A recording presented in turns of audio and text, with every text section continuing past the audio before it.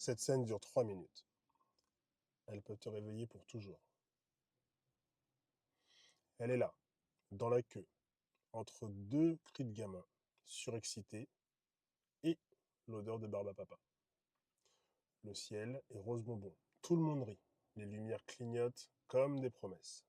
Et elle attend, avec sa mère. Sa mère regarde droit devant, un peu trop fixement à son goût.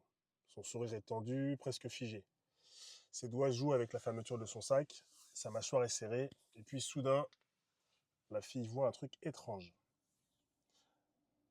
Pas de grands sanglots, pas de cris, juste une larme. Une seule, qui descend doucement sur la joue de sa mère, comme une trahison silencieuse.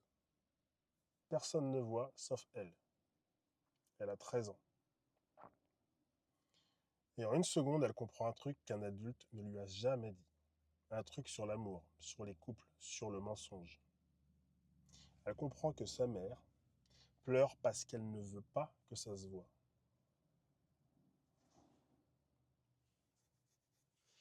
Parce qu'elle continue de faire comme si tout allait bien. Et là, elle comprend que son père, à la maison, n'est pas un homme difficile. C'est un homme dangereux.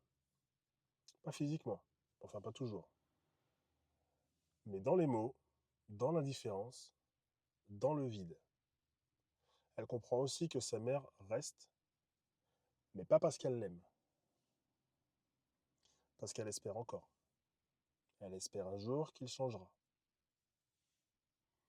Et elle, du haut de ses 13 ans, se jure que jamais elle ne deviendra cette femme-là. Jamais elle ne pleurera en silence. Surtout pas debout dans une fête foraine, à faire semblant d'avoir une vie normale. Mais elle sait, au fond d'elle-même, elle sait.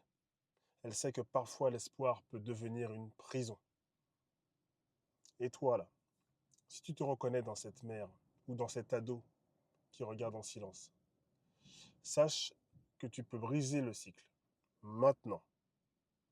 C'est exactement pour ça que j'ai créé Exit. Un programme pour celles qui n'en peuvent plus de pleurer en cachette. Le lien est dans la bio. Et il peut tout changer.